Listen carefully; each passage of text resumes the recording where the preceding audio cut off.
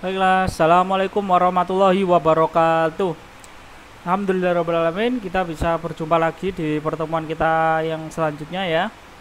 Setelah minggu kemarin kosong, tidak ada video daring. Terus kemudian minggu yang lalunya lagi kalian mendapatkan tugas. Jadi saya ingin mengingatkan bahwa untuk minggu ini yang PP kan masuk ya, yang PP kelas 8 9 masuk.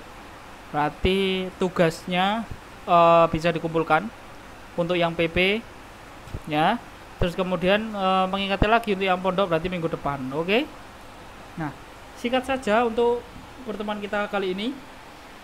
Nah, sebelum kita memulai materinya, baiknya kita berdoa dulu. Semoga materi yang kita pelajari pada pagi hari ini bisa kita terima dengan baik, bisa kita serap dan kita pelajari hikmahnya. Oke. Al-Fatihah.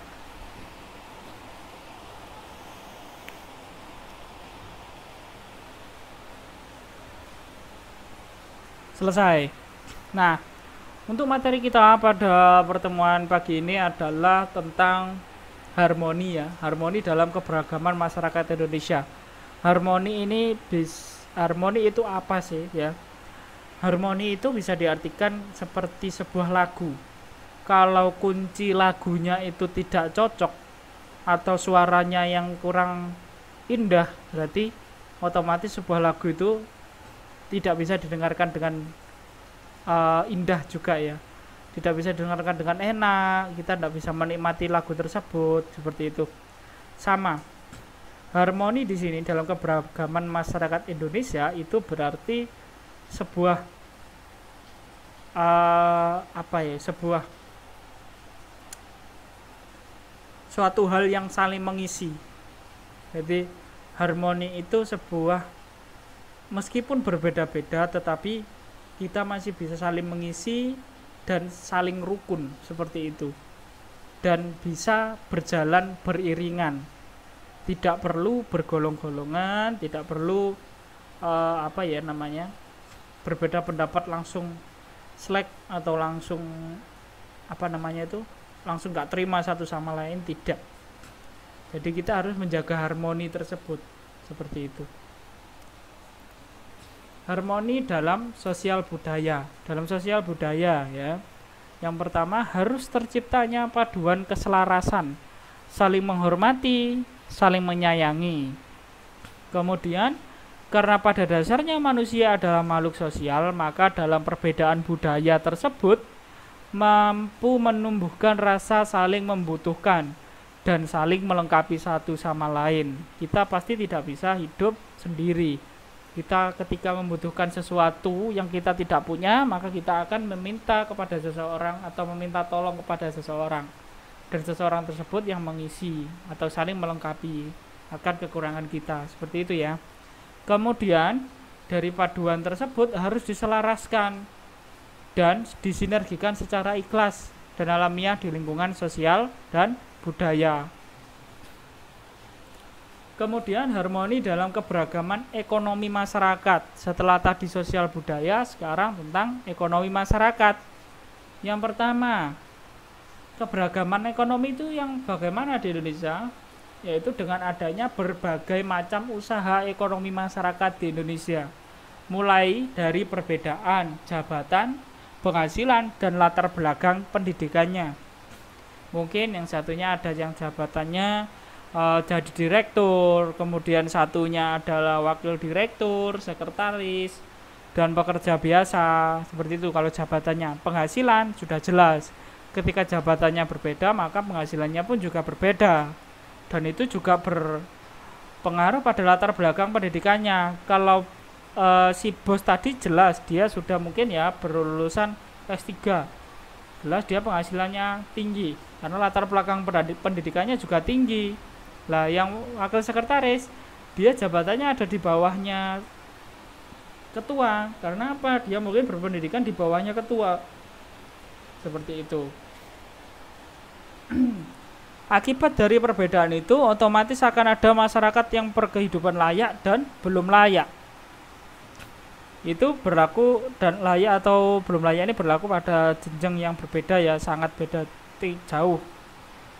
Kemudian Konflik dalam hal itu bisa serta sesama masyarakat Indonesia harus bisa saling bantu-membantu demi kemajuan ekonomi global. Meskipun kehidupannya berbeda, meskipun jabatannya berbeda, latar belakang pendidikannya berbeda, maka bagaimana orang-orang itu mampu menciptakan sebuah harmoni dalam keberagaman. Nah, salah satunya dicegah dengan saling membantu. Yang berkehidupan layak membantu yang berkehidupan kurang layak. Seperti itu ya contohnya. Dicegah dengan pemberdayaan ekonomi masyarakat. Pemberdayaan ekonomi masyarakat seperti apa? Seperti pembuatan lowongan pekerjaan atau lapangan pekerjaan yang lebih banyak. Nah, seperti itu. Kemudian harmoni dalam keberagaman gender. Keberagaman gender itu apa? Nah, ini ada karena dulu para pejuang wanita ya. Karena sejak dulu selalu dianggap berbeda ketika si laki-laki dengan si perempuan. Kenapa semuanya menganggap laki-laki yang boleh begini tapi perempuan tidak boleh. Nah, itu di sini sekarang Indonesia pun juga sudah mulai merubah hal atau merubah suatu perspektif tersebut ya, pemikiran tersebut, bahwa meskipun itu cewek pun kalau mereka mempunyai potensi ya tidak apa-apa. Yang pertama, tradisi leluhur yang dianggap membelenggu kaum wanita tempo dulu. Berkat perjuangannya pula sedikit demi sedikit sudah mulai ada kemajuan. Perempuan juga berhak memiliki hak untuk mengaktualisasikan diri, memberanikan diri dalam kehidupan sosial, budaya, ekonomi maupun pertahanan dan keamanan di lingkungan bermasyarakat, berbangsa dan bernegara seperti halnya kaum laki-laki. Secara harfiah, gender berasal dari bahasa Inggris yang berarti jenis kelamin. Gender merupakan sifat yang melekat pada laki-laki dan perempuan. Gender menunjukkan pembagian peran, kedudukan, dan tugas antara laki-laki dan perempuan berdasarkan sifat-sifat yang dimilikinya. Nah, baik laki-laki maupun perempuan memperoleh kesempatan yang sama untuk berperan serta dalam berbagai bidang kehidupan. Nah, itu ya, kalau dulu memang selalu dianggap sudah perempuan di rumah aja, yang laki-laki keluar, atau yang laki-laki berhak mendapatkan pekerjaan seperti ini, yang perempuan tidak berhak. Nah, berbeda dengan sekarang. Itu dulu, zaman dulu ya. Kalau sekarang semuanya boleh dalam bidang kehidupan sosial, juga ada ibu-ibu PKK dan sebagainya. Ekonomi, wanita berhak untuk menjadi direktur bank, menteri keuangan boleh. Kemudian pertahanan dan keamanan, contoh kecilnya perempuan boleh menjadi satpam, contoh kecilnya. Kemudian ada polisi, ada polwan dan lain sebagainya. Kalau dulu tidak boleh, semuanya harus laki-laki. Nah, sekarang akhirnya boleh atau setara gendernya antara laki-laki dan perempuan, seperti itu ya. Nah, ini adalah contoh-contoh dari beberapa tokoh pejuang perempuan atau tokoh pejuang gender, mereka yang membela hak-hak perempuan. Cut Nyak pasti kalian banyak yang kenal ya.